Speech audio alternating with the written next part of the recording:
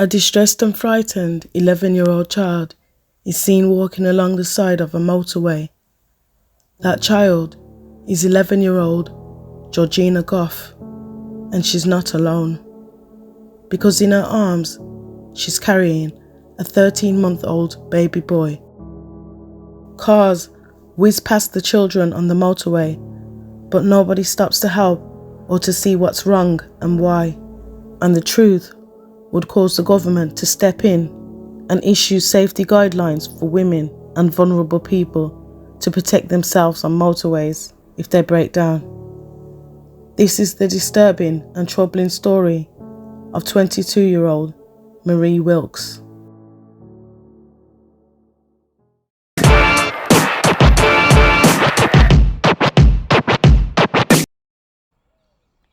On the 18th of June 1988, 22-year-old Marie Wilks, a nurse from Warndon in Worcester, who was also 7.5 months pregnant with her second child, drove to her parents' house, Terry and Sylvia Goff, to get her 11-year-old sister, Georgina. She was also with her 13-month-old baby son, Mark, and they were on their way to visit Marie's husband, 27-year-old Adrian, who was an instructor at an Army cadet camp in Simmons Yacht in Ross-on-Wye. Marie was the eldest of 5 girls and was a born-again Christian. She had been baptised 5 weeks earlier, and she worked as a Red Cross volunteer. She also helped out at Worcester Racecourse, and she had trained to be a nurse.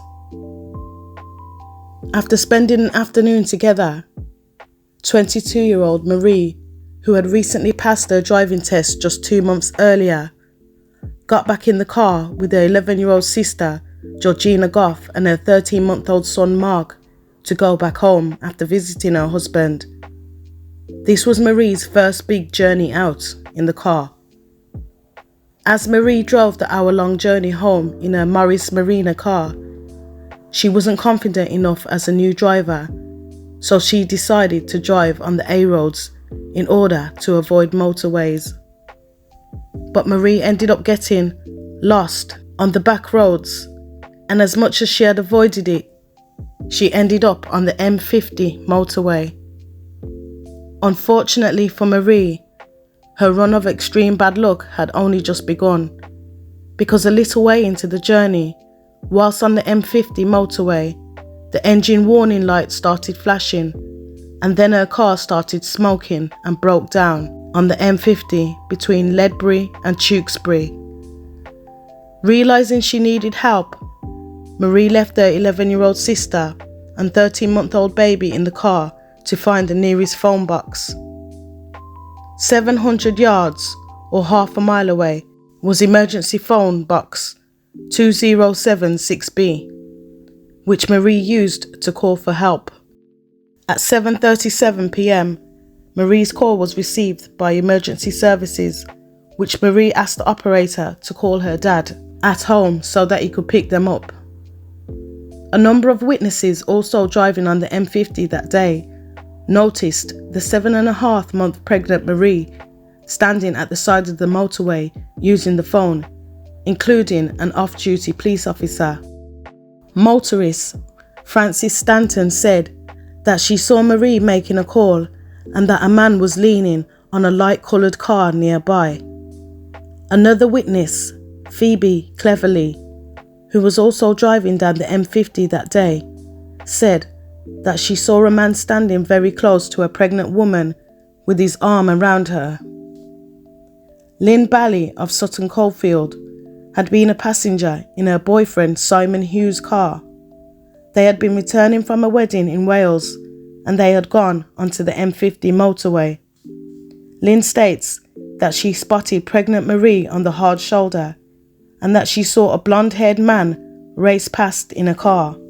Brian Chand of Worcester, who had also been on the M50 motorway that day, said that he saw a silver saloon car do a U-turn across the middle of the motorway, throwing up grit and dust, and the car then stopped near where Marie was on the emergency phone. An off-duty police officer, Peter Clark, Police Inspector, Head of Community Affairs at Ross-on-Wye, also happened to be driving on the M50 Motorway that day with his wife. The police inspector said that as he drove past, he saw a little girl holding a baby walking on the hard shoulder, and he also saw further down a man with, as he described, Rod Stewart-style spiky hair. The man, he said, pulled over to the lady at the emergency call box on the hard shoulder, but as he was on his way with his wife to an evening engagement, he said he saw no reason to stop. The off-duty police inspector described the car as a C-regged silver Renault 25 that was speeding at 120 miles per hour.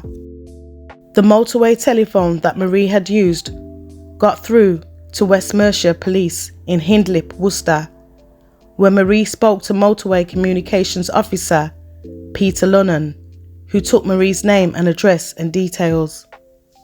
The operator, Peter Lunnan, said that Marie gave her details in a calm and easy manner and also informed him that she was 7.5 months pregnant.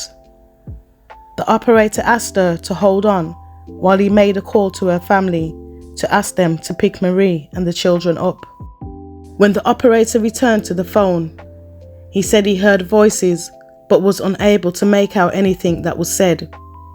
He said that Marie was talking to a man. The operator said there was no shouting or anything excitable, just two people having a conversation. He then heard the sound of a car exhaust. The emergency call operator was unable to get through to Marie's father, Terry Goff, as he had gone fishing that day and had taken the only car in the household with him. As the operator came back on the phone to tell Marie that he had been unable to reach her father, he only heard the sound of traffic as he called, "Mrs. Wilks! Mrs. Wilks!" He had only been gone for 4 minutes. Unable to get hold of Marie, the police were alerted and arrived 40 minutes later, where they found Marie's 11-year-old sister stood at the side of the motorway holding Marie's son, her 13-month-old nephew, baby Mark. No passerbys had stopped to help the children. A search for the whereabouts of the pregnant mother was undertook by 60 officers, and a police helicopter with thermal imaging was dispatched. Tracker dogs were also brought in. The emergency telephone Marie had used was found dangling off the hook, and traces of blood was found on the phone box. Marie's husband, 27-year-old Adrian Wilks, was contacted at his job at the Army Cadet Base to inform him that his wife was missing, to which he said, "There is no way Marie would go off on her own without our son. She loves him too much for that."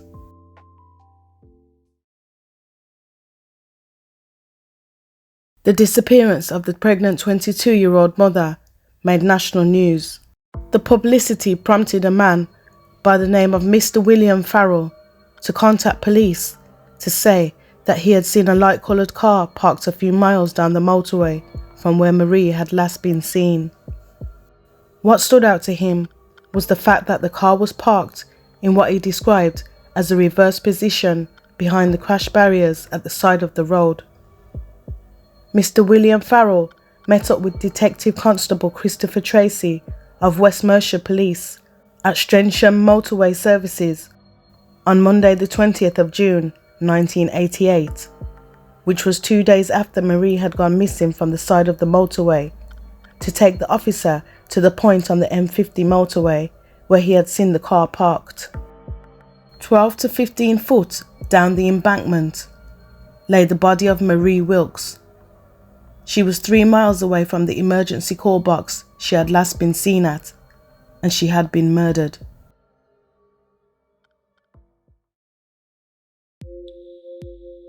The postmortem showed that Marie, who had been 7.5 months pregnant, had been stabbed in the neck and had a blow to the side of her head. Her jaw had also been fractured, and it's believed that she had been brutally and savagely kicked in the head, the blow breaking her jaw. Police believed that Marie had been murdered within 15 minutes of making the call at the emergency telephone box on the side of the motorway.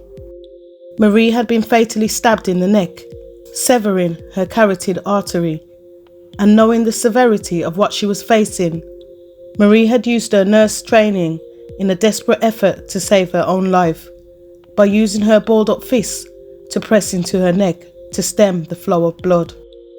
Marie's other hand contained a tuft of grass, suggesting that she had tried to climb back up the embankment and back onto the motorway where she would be seen. Marie had also been stabbed in her left hand, suggesting that she had put her hand up to protect herself from a knife blow. Her left eye was blackened and she had extensive bruising to the face, consistent with stamping or punching. The unborn child Marie had been due to give birth to in just over a month's time was a boy, and Marie and her husband had planned to name him Anthony. But sadly, he also died in the womb. A young policewoman named Taryn Green helped in the staging of a reconstruction of the place Marie was last seen alive by dressing up in the same pink and white maternity dress Marie was wearing and standing at the same emergency phone Marie had last been seen at for 2 hours in order to help jog memories. Police also stopped traffic to ask motorists for any information and if they saw anything on the day Marie vanished, and they waited in a nearby service station to take statements. A number of witnesses came forward stating that they'd seen a white male in a light-coloured car near Marie on the day she vanished. The man was described as having thin features and a prominent, thin, long nose. Witnesses described the man as being in his 20s and of a youngish appearance.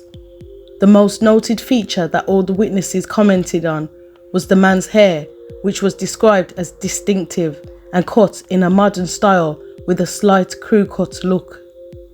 The man's hair was also described as being blonde with yellow or orange highlights or signs of bleaching.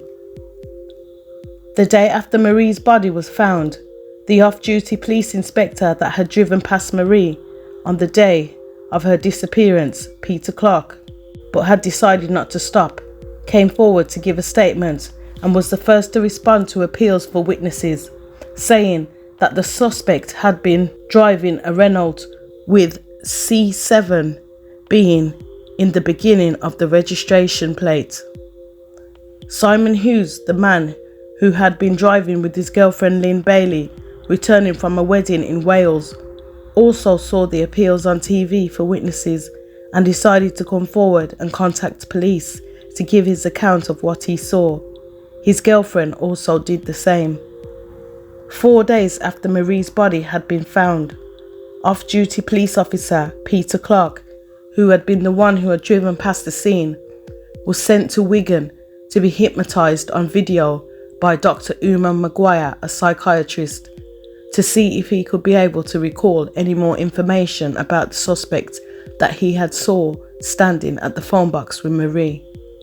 This hypnosis and the video of it was not disclosed at all to any news outlets or anyone outside of the police force. Women all over England became frightened of breaking down on a motorway, and motoring organisations began to place lone women as their top priority when being called out for breakdowns, especially if they had children with them. The AA also advised women that once the call to the emergency services were made, they were then to stay on the bank at the side of the motorway with the passenger door open so that they could get in quickly and lock themselves in if necessary. The AA also stressed that the chance of being seriously injured or killed was greater if people stayed in their cars on the hard shoulder, as a vast majority of motorway accidents on the hard shoulder are shunt accidents. A shunt accident is also known as being rear-ended. It is where a vehicle crashes into the back of a vehicle. The AA and the RAC said that 50% of call-outs were avoidable or preventable. On Tuesday the 21st of June 1988, one day after her body was found, Marie's family held a memorial for her at St George's Church in Barbourne. And the next day, the Marie Wilks Family Appeal Fund was launched on what would have been her 3rd wedding anniversary. The day after this, based on the witnesses' description of the man they saw at the emergency phone box next to Marie that day, an artist's impression was released to the media of the suspect the police were looking for. A man by the name of Kenny Latton happened to be watching the news and saw the e-fit of the suspect. He immediately thought he recognised the man as his former colleague, 36-year-old Eddie Browning, and he called the police. Several other calls were made to the police identifying Eddie as the man in the e-fit. Edward Owen Browning, known to his family and friends as Eddie, was a bouncer from Rhondda in Wales, who lived with his wife Julie, aged 28, who, like Marie, who had been murdered, was also 7.5 months pregnant. Eddie had a 9-year-old daughter called Kelly, and he had a fearsome reputation for violence in his area. He was also known to carry a kamikaze-style butterfly knife. Eddie was a former Welsh Guardsman, but he had been rejected by the SAS when he failed the medical. The SAS is an abbreviation for Special Air Service, an organisation of highly trained men in skills such as covert surveillance, close combat fighting, and hostage rescue. He'd previously served time in prison in 1982, 7 years for aggravated burglary, and while serving his 7-year jail term sentence, he had married Julie behind bars. He'd also served an 8-year sentence for chasing a police officer with a samurai sword. Eddie was the eldest of 4 and into martial arts and bodybuilding. He also boasted that he could break a jaw with one blow. 7 days after Marie's murder, Eddie was arrested at the Alan Evans Sports and Social Club in Pentrey, Wales, where he worked as a bouncer, and taken in for questioning. And the day after his arrest, a 6-man search squad sealed his home and ordered his wife and child out, where they did a detailed search and took photographs of potential evidence as well as seized items. Eddie was questioned for 3 days, and on the 28th of June 1988, he was lined up in an identity parade at Redditch Police Station, where Lynn Bailey, who had been a passenger in her boyfriend Simon Hughes' car, was called to attend. However, she did not pick him out of the 9-men lineup, saying that it was because Eddie looked shorter than the man that she saw. Judith Kelly, who had seen the killer come back onto the motorway and onto the embankment, said she then saw the man behaving strangely, which is why she noticed him. He kept on wiping his hands, and she said that at first she thought he was ill. However, Judith also failed to pick Eddie out of a lineup, saying that she could still remember the man's face, and she was adamant it wasn't Eddie. She insisted that Eddie was too short and fat and had completely different hair. During his police interview, it was established that Eddie had had an argument with his 7.5-month pregnant wife, Julie. Enraged and angry, he'd left the home. He'd drunk 7 pints of lager and 2 large vodkas before phoning his friend Kerry Evans, who lived in Scotland, saying that he needed to leave because of his wife's nagging. When his wife Julie came home from work at a clothes factory and found Eddie lazing in bed, demanding her to make him some breakfast, even though she was heavily pregnant, she told him to make it himself and stormed off, returning a while later to find him on the phone. Thinking he was chatting up another woman, her anger erupted and an argument ensued. Eddie decided to make his way to Scotland from Wales, where he lived. This would have involved using the M50 Motorway the very same one that Marie had been abducted and murdered on. But Eddie protested his innocence and denied ever driving on the M50 motorway that day, saying that he did not drive to Scotland that way. Instead, he used the M4 Severn Bridge and the M5 instead. Eddie's 58-year-old father, Ivor Browning, said that his son Eddie had asked him that day for directions for the best way from Wales to Scotland, to which Ivor said that he told his son Eddie to go by the M4, the A449, onto the M50, the M5, M6 and go straight up from there, directing his son to use the M50 motorway. A note was also found that Eddie had written with directions to Scotland, which included going onto the M50 motorway. When Eddie had arrived in Scotland hours later at his friend Irene Jaffray's bungalow, he asked for a cloth and a bucket of water to clean his car. He then asked if he could keep the cloth. The next day, while still in Scotland, Eddie made his way to another friend's house, Kerry Evans. Kerry said that he'd arrived with a thick smudge of blood on his car. Kerry said that Eddie told her that it must have come from an animal he had hit on his way. 3 days after the murder, Eddie had called his mistress, 26-year-old blonde Beverly Jones, and told her, "I had to go, otherwise I would have killed my wife." Based on the descriptions by witnesses of the man next to Marie on the side of the motorway at the time of her disappearance, of the man in a light-coloured or silver car, and the off-duty police inspector's description of the car being a C-Reg Renault 25S, police used the police national computer and the DVLC, as it was called then, to draw up records of all drivers of light-coloured silver or grey with a C7 Reg Renault 25S, which produced 480 suspects. The list was further reduced to 370 suspects when all dark grey and other models were excluded, and police checked to see where all 370 drivers were on the day of Marie's disappearance. An exhaustive inquiry was conducted on all drivers of the same car the suspect was seen driving, and it was found that out of all the Renault 25S C-Reg cars, Eddie's was the only car that had been on the motorway that day. The funeral of Marie Wilks was held on the 20th of July 1988 at Worcester Cathedral, where she was buried with her baby at Astwood Cemetery. 4 days earlier, on Friday the 16th of July 1988, Eddie Browning's wife Julie Browning gave birth 2 months early by C-section to a 3 pound 12 ounce baby girl that she named Hannah.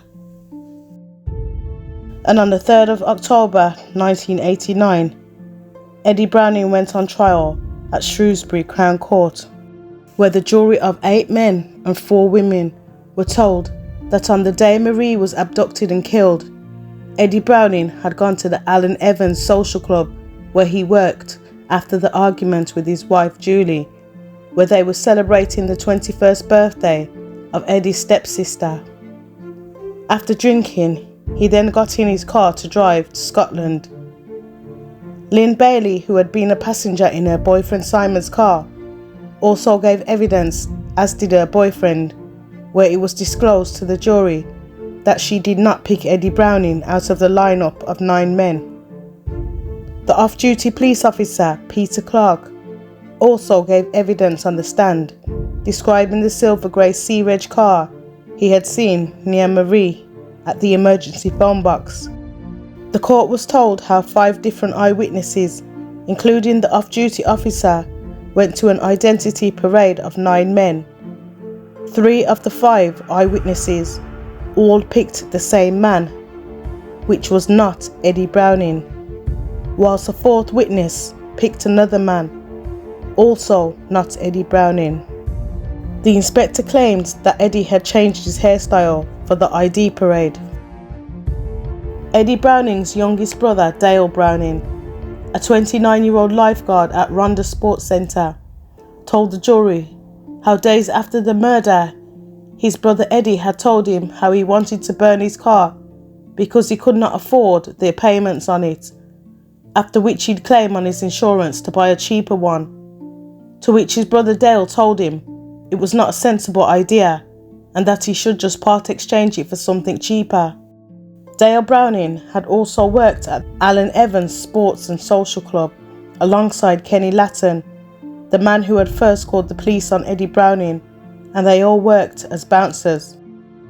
Both Kenny Latton and Eddie Browning's brother Dale told the jury how a few days after the murder, they were all sat watching the 10 o'clock news, which was showing a news flash about the M50 murder, when an e-fit of the suspect came on telly.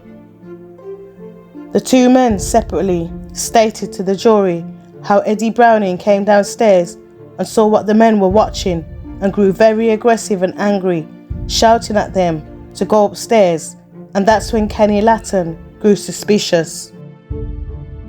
Eddie Browning claimed that a knife he was often seen carrying had been lost, but the prosecution was able to provide a witness that said that 2 days before the murder, Eddie had used a pocket knife to remove a splinter from the finger of 18-year-old Claire Evans, who was the daughter of former world champion darts player Alan Evans, who owned the club in Pentray that Eddie worked at.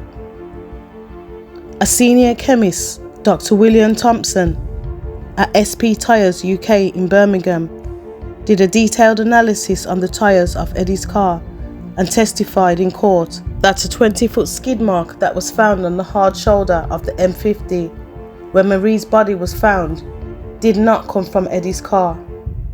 But the prosecution brought forward a witness, garage owner Julian Waits of Chiorchi, who testified that Eddie Browning had visited his premises on the 20th of June, 2 days after Marie had disappeared, asking him to look at his brakes because his front wheel had locked and was sticking when he was on the M6. The garage owner Julian Waits said that the problem was caused by a missing bolt on the brake caliper, which he replaced, and he said that while he was at it, he also changed one of Eddie's tyres because it had worn down so badly.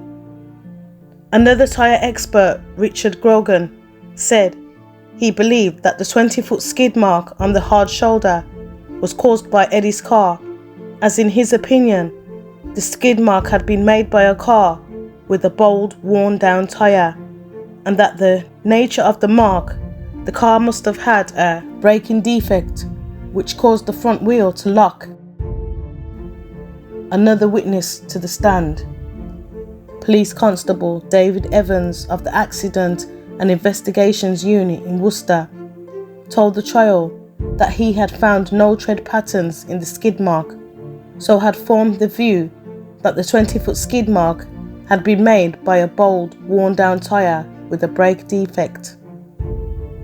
2 spots of blood had been found on the rear wheel arch of Eddie's car by scientists that was invisible to the naked eye, but the scientists were unable to group the blood, and the defence, Mr. John Griffith Williams QC, argued that if Eddie had washed his car, he wouldn't have missed it. He also argued that if Marie had been killed in Eddie's car, there would have been blood inside, but there was no blood found in Eddie's car. Forensic scientist John Haywood says that by the bloodstains found on the phone box, Marie would have been bleeding heavily into the killer's car, but tests done that could detect even a single drop of blood in a bucket of water found no blood in Eddie's car, the expert saying that it was highly unlikely Marie was ever in Eddie's car, as no amount of cleaning would have removed all the blood from the car, and the stab would have produced a mass of blood in the car, even if it was cleaned. And as was argued by the prosecution, that if Eddie was the killer, then he would have had to change his clothes, but he still had his spare clothes in the car, and had arrived to Scotland in the same clothes he'd left Wales in, and there would have been traces of blood on them, but no traces of blood was found on them. The witness, Judith Kelly, that had saw the man come back onto the motorway from the embankment, then saw him constantly rubbing his hands, but did not pick him out of the ID parade, adamant that he was not the man she saw, was not called to the witness box to give evidence. On the 10th of November 1989, the jury went to deliberate, but before they went, the judge, Mr. Justice Turner, told the jury to consider in their deliberations that Eddie Browning had on a piece of paper directions to Scotland via the M50, but claimed that despite this, he took a different route. The jury found Eddie Browning guilty of the murder of 22-year-old, 7.5-month pregnant Marie Wilks and her unborn child. He showed no emotion as he was convicted and was sentenced to 25 years in prison, with the judge, Justice Turner, telling him, "You are a vain and arrogant man," as Eddie was said to have smiled throughout most of the trial. The courtroom cheered and clapped as he was found guilty. Outside court, his wife, Julie, vowed to stand by him, saying she loved him more than ever.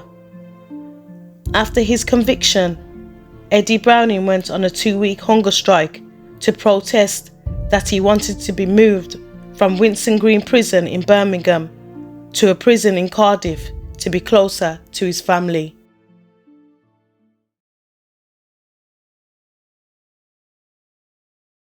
During the grief of the loss of his wife and unborn child, Marie's cousin, 34-year-old mum of 2, and a nurse at Newton Hospital in Worcester, Pamela Bennett, reached out to Adrian, Marie's husband, to offer him support with what he was going through.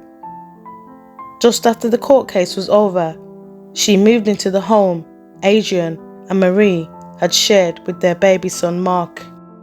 She moved in with her 2 children, a 9-year-old son called Philip and a 6-year-old daughter called Kate, and they became a couple, with Pamela saying, "It's not too soon to talk of love, but I'll never take Marie's place." And with Adrian saying, "It's one family now, made from 2 broken families. We will probably get married, and Mark needs a mother. We will carry on living in Worcester. I've got nothing to be ashamed about. I've done nothing wrong. I want to be open about Pamela. After Marie died, loneliness was the worst thing. Every time I closed my eyes, I could see Marie. Now I have a family again and someone I could talk my problems over with. When is the right time to have another relationship? The right time is when you feel you cannot carry on alone." Pamela had last saw her cousin Marie 14 years earlier, when Marie had attended her wedding. Marie's baby son Mark now called Pamela Mummy Pam, and she often took Mark to the cemetery to lay flowers on his mother's grave. Pamela Bennett and Adrian Wilks eventually married on August the 24th of 1991 at Baptist Church in Sansom Place, Worcester, followed by a 2-week honeymoon in the Canary Isles. Kenny Latton, the former colleague of convicted double killer Eddie, who had been the one to call up the police after seeing an e-fit of the suspect on the news, had to flee his home in terror with his family just before the trial ended and seek sanctuary from the police after his home was petrol bombed. He and his family were moved to a safe house in England. It was also rumoured that he had received the £25,000 reward money for turning Eddie Browning in, although he would not confirm this. Eddie appealed his sentence 18 months later in May of 1991, saying that his conviction was unsafe and unsatisfactory. but the appeal, which was oversaw by Lord Justice Glidwell, Mr. Justice Popplewell, and Mr. Justice May, was denied. Eddie lost his appeal. There was an immediate uproar in the courtroom, where Eddie struggled in the dock with prison officers and shouted, "I am innocent. This is Machiavellian justice. I have done nothing to be ashamed of." Eddie then looked over to his family and shouted, "I didn't do it, Dad." It took 5 wardens to prise him from the dock rails, still protesting his innocence. Eddie was dragged from the dock, and 2 screams were heard coming from him before the doors closed. 7 months later, in December of 1991, Eddie decided to go on a hunger strike in Gartree prison, saying he was on a slow suicide. On the 6th of October 1992, a BBC Wales current affairs programme called Week In, Week Out aired a segment about Eddie Browning's conviction. The programme was shown at 9:30 p.m. that evening. Former Home Office scientist John Wood, who had studied the case, claimed that the forensic evidence was unsafe, stating that it was unlikely that Marie Wilks was ever in Eddie Browning's car, as no amount of cleaning would have removed all the blood from his victim. It was also revealed that the witness who had seen the murderer come up from the embankment and was able to identify him did not pick Eddie out of a lineup, as she was certain that the man she saw wasn't him. But she was never ever called to trial to give evidence. The seeds of doubt had been planted into the public's mind, especially when it was revealed that police had failed to follow up 1,500 leads from the public. Also, police had measured how long it would have taken Eddie Brown to drive to the murder spot, and it was discovered that even at 100 miles per hour, it would be impossible to reach the emergency phone box Marie Wilks had been standing at in less than 52 minutes. But the prosecution had stated that Eddie had got there in 48 minutes. They did not take into account the 6 different sets of roadworks that were being carried out on the roads at the time of the murder, which had slowed down traffic significantly. Police and prosecution also said Eddie had destroyed and gotten rid of the blue shoes he had wore the day he had killed Marie. They would have been covered in blood. But one day, whilst Eddie's lawyer had been idly flipping through police photographs, he saw the blue shoes that had been photographed at the bottom of his wardrobe when police had searched his home. The blue shoes had been photographed, but did not appear on the list of items from Eddie's property, and officers could not explain why.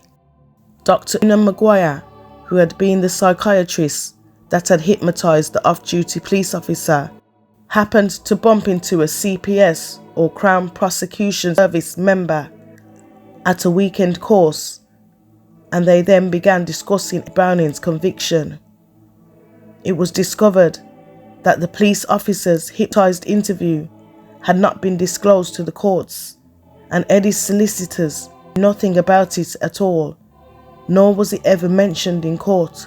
The off-duty officer, Peter Clark, had given a different account to the jury to the account he had given under hypnosis. Whilst under hypnosis, the officer described the vehicle he saw at the emergency phone box on the M50 as a silver grey, non-metallic, non-hatchback car with chrome bumpers, and said that the registration number on the car was C856 HFK.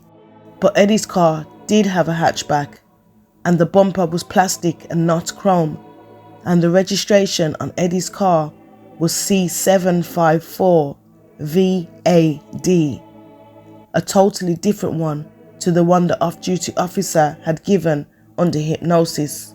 When the off-duty officer, Peter Clark, had called West Mercia Police the day after Marie's body had been found to report what he'd saw.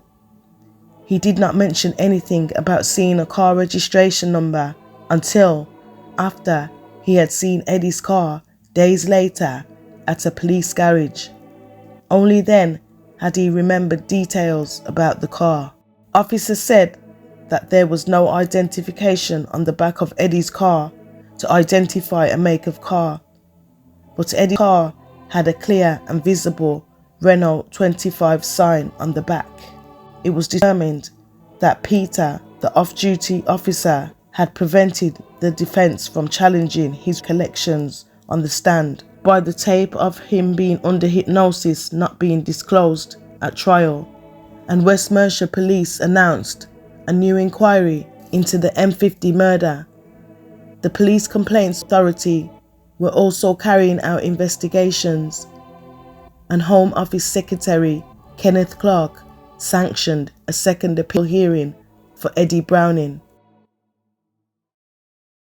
In April 1993, it was decided by Crown Prosecution Services that there was not enough evidence to justify proceedings against the police detectives that had handled the M50 murder case, so no police officers would face any misconduct allegations for failing to disclose the hypnosis tape. Eddie Browning's second appeal began a year later on the 14th of April of 1994, chaired by Lord Taylor and Lord Chief Justice. It was decided that the judges could be certain that the jury would have reached the verdict that they did without the facts of the case presented. They said the conviction was unsafe as police had held back evidence. The evidence was deemed by Eddie's lawyers as fairly flimsy and very circumstantial, and after serving nearly 6 years of a 25-year sentence, on Friday the 13th of May 1994 at 7:20 a.m, Eddie Browning was freed by the Court of Appeal and his conviction was overturned. As the verdict was being read, Eddie crossed himself. Whilst incarcerated, Eddie had been moved to 6 different prisons. He'd been on 2 hunger strikes, been placed in solitary confinement, and had suffered numerous prison beatings because inmates had heard all about the case and was angry.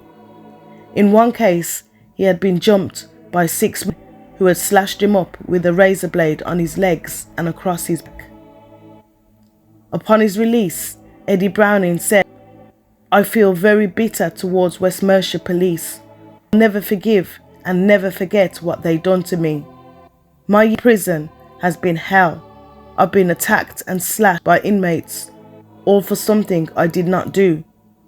When I was first convicted, I was hated by other prisoners, but it changed after the Home Office granted my second appeal. Even the screws knew I wasn't guilty, and when I left for court, they were hugging me." Eddie also spoke plans to fly to Cyprus for holiday that week, saying, "I've been locked up for 6 years now. I need to get some colour back in my cheeks." For his wrongful conviction, Eddie was awarded almost £700,000 in compensation, and he bought a farm in Ceredigion where he went to live. In an interview a year later, he said that the unknown killer ruined his life. He said, "I'd like to meet the person that killed Marie. He has caused me and my family a huge amount of suffering. Before I went to prison, I was a happy-go-lucky man. That side of me has gone now." 5 years after Eddie's sentence had been quashed and overturned by the Court of Appeal, Kenny Latton, his former friend and colleague who had been the one to turn him in, allegedly pushed his way into Eddie's home, shouting, "Where is he? Where is he?" After Eddie's new wife, Marie, had opened the door, Eddie, who was in bed at the time, picked up a metal bar he kept hidden under his bed for his own protection and safety. He said to slow down Kenny Latton, who was coming at him with speed. The metal bar was wrenched from Eddie's hand by Kenny Latton, who then proceeded to give him a severe beating, telling Eddie's terrified wife that Eddie had admitted to him that he had murdered pregnant Marie. Eddie was left needing 7 stitches, and Kenny Latton was arrested and charged with intent to cause grievous bodily harm and wounding. Kenny Latton was taken to court for the assault, where he pleaded not guilty, claiming that it was self-defense after Eddie had come at him first with the metal bar. Kenny Latton claimed to the court that he had gone round to the house to confront Eddie because Eddie had told him that he had killed Marie and wanted to torch his car. He told the court that Eddie had let him into his home, but Eddie denied this, saying, "Do you think I would invite a man into my home who had been paid £25,000 for putting me in prison for murder?" The jury found Kenny Latton not guilty on all charges. Eddie had always said that his former friend and colleague, Kenny Latton, had named him as the murder suspect to collect the £25,000 reward money, which Kenny always denied. Eddie was quoted as saying, "He sold me down the river for that money. I just could not believe it, especially as I had done him a favour by getting him a job." People say that Eddie eventually became a recluse, and in May 2018, at age 63, 24 years after having his conviction overturned, Eddie Browning was found dead in his home in West Wales. His death was not treated as suspicious.